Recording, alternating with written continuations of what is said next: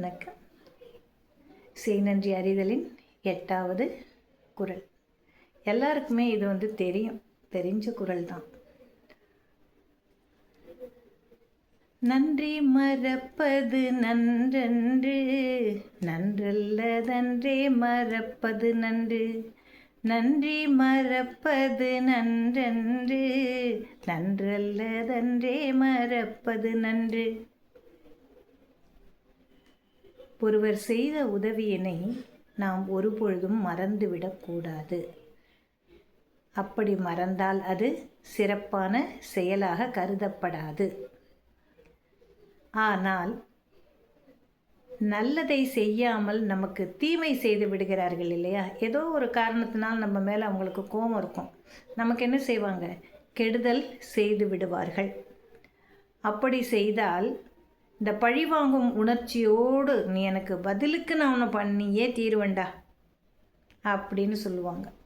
இந்த சினிமா வசனத்தெல்லாம் நம்ம பிள்ளைங்க நல்லா அழகாக படம் வச்சு செய்வாங்க. தேவையில்லாத சொற்கள் இதெல்லாம். ஒருவர் ஒரு குற்றத்தை நமக்கு சுமத்தி விட்டார் என்றாலோ அல்லது நமக்கு ஒரு கெடுதலை செய்து விட்டார் என்றாலோ அது மனசுக்குள்ளேயே கருவிக்கிட்டு இருக்கிறதுன்னு சொல்லுவாங்க. அது எப்போ வெளிப்படுத்தலாம் அந்த கோபத்தை? அதே மாதிரி என்னை நீ ஒரு அடி அடித்தே உன்னை நான் 2 அடி அடித்தா தான் எனக்கு ஆறும். இப்போ பல இடங்கள்லையும் நம்ம பார்க்குறோம் இல்லையா? பழி வாங்கும் செயல். எங்கே பாரு கத்தியை எடுத்துக்கிட்டு ரோட்டில் ஓடி போய் ஒரு மனிதனை வெட்டுறது நல்ல செயலா? உயிர்கள் விலை மதிக்க முடியாதவை. ஏதோ ஒரு காரணத்தால் ஏதோ ஒரு கஷ்டம் நமக்கு வந்துருச்சுங்கிறதுனால அந்த கஷ்டத்தையே மனசுக்குள்ளார போட்டு வச்சுக்கிட்டு 10 வருஷம் 15 வருஷம் 20 வருஷம் கழிச்சு போய் ஒருத்தனை வெட்டுறதுங்கிறது நல்லதா? ஆனால் இதுதான் நடக்குது. ஏன்னா அந்த மனிதர்களுக்கெல்லாம் அறிவுங்கிறதே கிடையாது. அறிவுங்கிறதே சுத்தமாக கிடையாது. வெட்டிட்டு இவனும் தான் ஜெயிலுக்கு போகிறான், களி தான் திங்க போகிறான். இருந்தால் கூட அந்த பழி வாங்கும் குணம், கருவம் கட்டிக்கிட்டே இருக்கான் அப்படிங்கிறானுங்கள்ல, வரட்டும் ஒரு கை பார்த்துக்கிறான்னு சொல்கிறது. இதெல்லாம் மிக தவறான செயல்கள். நன்றி மறப்பது நன்றன்று. நல்ல செயல்களை நமக்கு சரியான தருணத்தில் செய்தவர்களை நாம் நினைவில் வைத்து கொள்ள வேண்டும். நன்றல்லது அன்றே மறப்பது நன்று. நல்லது அவன் செய்யலைன்னா போனால் அவனுக்கு அவ்வளோதான் தெரியும். அவனை பற்றியே விட்டுரு, அதுக்கப்புறம் அதை பற்றி சிந்திக்காதே.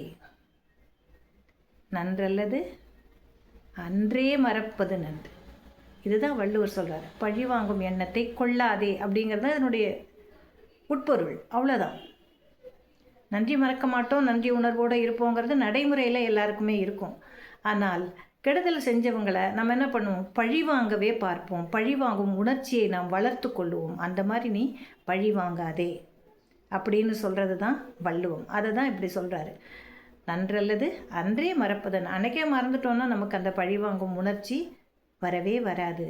அதுவே நம்முடைய வாழ்வில் மேன்மை பெறுவதற்கான படியாக நமக்கு உதவி செய்யும்.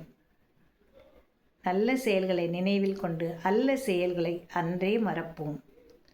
வளமாக வாழ்வோம். நாளை அடுத்தொரு குறளில் நாம் சந்திக்கலாம். நன்றியுடன் மணிமேகலை.